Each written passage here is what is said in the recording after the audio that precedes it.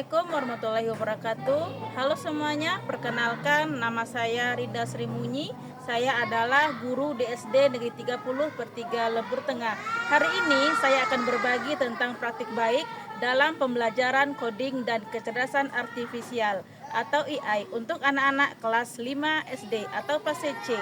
Melalui video ini saya akan menunjukkan bagaimana cara menggunakan AI dengan cara yang menyenangkan, sederhana, dan dekat dengan kehidupan sehari-hari. Mari saksikan pembelajaran yang akan saya laksanakan.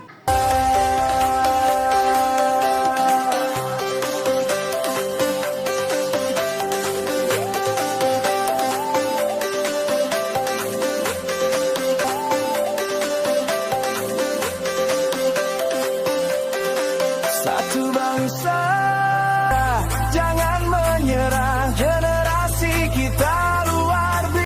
Assalamualaikum warahmatullahi wabarakatuh. Waalaikumsalam warahmatullahi wabarakatuh.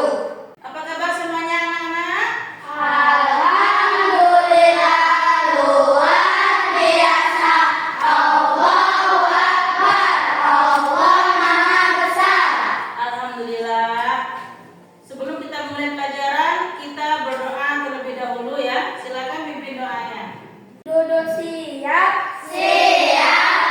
Sebelum belajar, marilah kita berdoa. Berdoa mulai. Bismillahirrahmanirrahim. Rabbi zidni ilma warzuqni fahma. Rabbi sholli sadri wa yassir li amri wahlul 'uqdatam min lisani yafqahu qawli birahmatika ya arhamar rahimin. Amin. Anak-anak semuanya, hari ini kita akan belajar tentang yuk kenali kecerdasan artifisial. Anak-anak semuanya tahu tidak ini logo apa? Tahu, itu logo YouTube. Yang kedua ini logo apa namanya? Ada yang tahu? Logo? Ya, namanya logo Netflix atau aplikasi Netflix. Tahu tidak di YouTube ini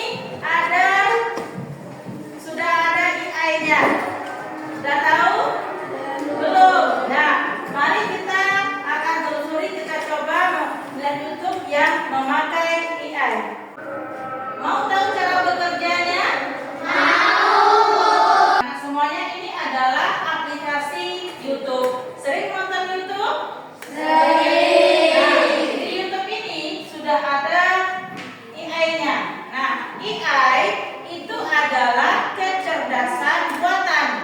Ya, AI adalah kecerdasan buatan. Dengan AI itu bisa memudahkan kita dalam pekerjaan dan memudahkan setiap kegiatan. Contoh, dalam YouTube ini kita sering menonton apa saja, misalnya kartun, ya kan? Kalau dia sering menonton kartun, maka otomatis yang akan keluar nanti itu adalah rekomendasi film kartun. Nah, ini contohnya, kalau seorang anak dia sering mencari video lagu anak-anak di YouTube, maka yang akan keluar nanti adalah rekomendasi dari video lagu anak-anak seperti ini. Lagu anak-anak yang muncul itu direkomendasikan langsung dari aplikasi YouTube. Contoh yang kedua, ada yang namanya aplikasi Google Translate. Pernah dipakai aplikasi ini? Kapan digunakannya? Saat ingin menerjemah bahasa. Ya, benar sekali. Jadi Google Translate ini adalah gunanya untuk kita menerjemah bahasa. Misalnya kita baca bahasa Inggris, kita mau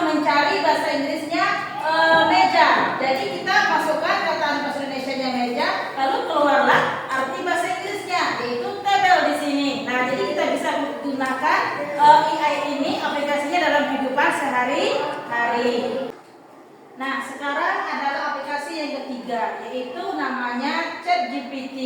Ini adalah aplikasi AI untuk kita mencari apapun yang belum kita ketahui, bisa kita gunakan ChatGPT. Siapa yang sudah menggunakan ChatGPT? Saya Bu, saya pernah mencari kata-kata sulit di dalam aplikasi itu. Ya, bagus sekali Keke. Berarti sudah menggunakan ChatGPT. Dengan ChatGPT ini bisa membantu kita mencari kata-kata yang sulit. Misalnya ada pelajaran yang tidak kita pahami, ada kata-kata sulit dalam belajar, itu bisa kita cari di dalam ChatGPT. Jadi ini sebagai asisten kita di dalam mencari atau membantu kita dalam pelajaran. Nah, selanjutnya siapa lagi yang pernah menggunakan ChatGPT atau kata sulit apa yang pernah dia cari dalam ChatGPT? Saya Bu, karena saya telah mencari tentang kata surya di dalamnya Bu. Ya, bagus sekali Zafran sudah menggunakan ChatGPT dengan benar. Ya, aku untuk Zafran. Ya, benar sekali. Ini Zafran tadi sudah menggunakan ChatGPT untuk mencari materi tentang IPA tentang tata surya. Nah, sekarang kita coba mencari materi tentang tata surya di ChatGPT. Nah, ini sudah buktikan. Kita minta ChatGPT menjelaskan tata surya dan planetnya. Maka dia akan keluar keterangan dan penjelasan dari tata surya. Nah, ini adalah tata surya dan planetnya. Jadi ChatGPT itu memberikan kita keterangan, penjelasan secara lengkap.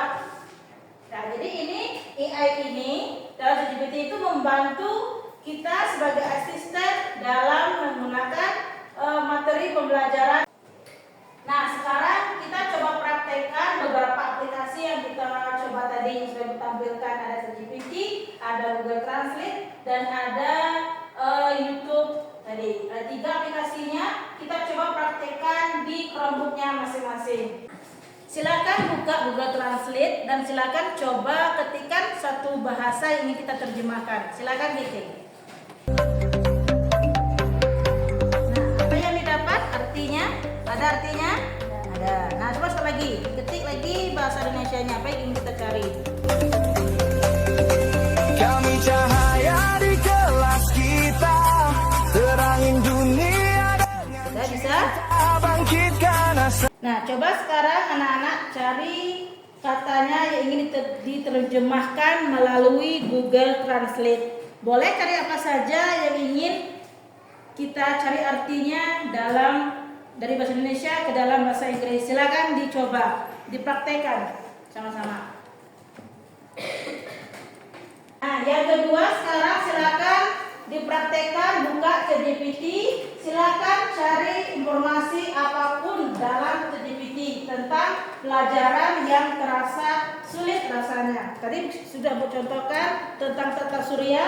Nah, sekarang coba cari materi pelajaran yang terasa susah, terasa sulit rasanya. Cari informasinya, tanyakan dengan ChatGPT. Dia akan memberikan informasi apapun yang ingin kita tanyakan. Silakan dipraktekkan. Kami cahaya di kelas kita, terangin dunia dengan cinta, bangkitkan asa, jangan menyerah, generasi kita luar biasa. Kita sudah mencoba dan mempraktekkan aplikasi AI. Tadi sudah Google Translate dan ChatGPT. Nah, sekarang ibu ingin menampilkan hasil dari ChatGPT. Misalnya kita pelajaran bahasa Indonesia, kita tentang temanya pantun misalnya. Kita cari di ChatGPT, pantun lucu misalnya. Nah, kita baca. Jadi aku cari dia kalau pantun lucunya. Ada pantunnya yaitu pantunnya burung muri makan ketan, minumnya teh dari cangkir. Lihat kamu senyum-senyuman, kupikir ingat utang yang belum dibayar. Nah, dengan AI, jadi kita bisa menggunakannya sebagai asisten kita dalam suatu pekerjaan. Kita sebagai siswa, jadi bisa kita gunakan untuk mencari informasi tentang pelajaran. Tapi ingat, AI ini dia tidak selalu benar. Kita harus mengkoreksi setiap informasi yang AI berikan, ya. Jadi tidak selalu kita, misalnya kita sudah dapat informasinya banyak, keluarnya kita langsung caplok saja, paste langsung, tidak boleh. Harus periksa periksa dulu sudah sesuai rasanya, baru boleh kita adopsi. Tidak mesti ini sebagai jalan pintasnya, tidak. AI itu hanya sebagai asisten saja, sebagai pembantu kita dalam mencari informasi. Bukan berarti kita ketergantungan dengan AI. Seperti itu, paham semuanya? Wow. Ada yang ingin ditanyakan tentang AI? Bu, kalau main game AI gimana, Bu? Boleh, itu boleh-boleh saja menggunakan game dengan AI, tetapi harus dengan aman. Aman artinya kita tidak boleh membagikan informasi pribadi seperti alamat, nomor HP, dan sebagainya. Data pribadi tidak boleh dibagikan ke dalam game AI, itu akan berdampak buruk kepada kita nantinya. Nah, kita juga harus ingat batas waktu dalam menggunakan HP. Jadi ini untuk semuanya ya. Karena kita sekarang sudah zamannya teknologi, pasti semuanya sudah pernah menggunakan game di HP-nya kan? Pernah? Jadi harus ingat batas waktu menggunakan HP agar tidak kecanduan dan tidak ketergantungan dalam menggunakan HP-nya. Jadi aplikasi AI yang kita gunakan tadi itu tujuannya yang pertama untuk memudahkan, membantu dalam tugas sehari-hari. Yang kedua, meningkatkan efisiensi kerja dan waktu kita. Kemudian yang ketiga, membantu mendukung proses belajar kita menjadi lebih mudah. Dan keempat, tujuannya untuk berinovasi, mendorong kemajuan teknologi untuk di masa depan. Jadi ini tujuan kita menggunakan AI. Dalam AI itu kita harus tahu bagaimana etika dalam menggunakan AI. Yang pertama itu privasi, artinya kita menjaga data-data pribadi kita, yaitu data pengguna harus kita lindungi. Jadi kita tidak boleh membocorkan data pribadi.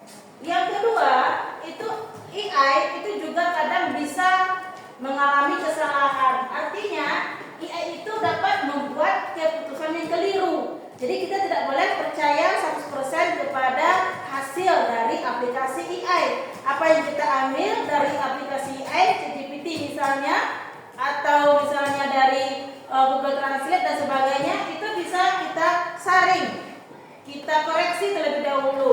Yang ketiga, ketergantungan. Jadi pengguna teknologi itu harus mewaspadai dari ketergantungan atau kecanduan dari aplikasi AI. Dan ketiga itu bias. Algoritma dapat menciptakan ketidakadilan. Jadi empat ini etika dan tantangan dalam menggunakan AI. Etika dalam menggunakan AI itu kita harus jujur, bertanggung jawab, aman, dan menghargai karya orang lain. Jadi kita harus beretika dalam menggunakan AI. Kita tidak boleh menyalin seluruhnya hasil dari AI dan mengaku itu hasil kita sendiri, padahal itu hasil dari aplikasi AI. Jadi harus tetap berpikir sendiri ya, Bu? Ya, betul sekali Adila. Jadi AI itu bisa membantu kita, tetapi tidak menggantikan usaha yang kita lakukan. Nah, selanjutnya kita berdiskusi. Kelompoknya sudah kita bagikan. Kita diskusikan, carilah alat atau sesuatu yang berhubungan dengan AI yang kita pakai atau kita gunakan dalam kehidupan sehari-hari. Silakan kelompok 1, 2, dan 3 silakan tulis dan atau bisa juga dalam bentuk gambar. Cahaya di kelas kita. Masa depan di tangan kita.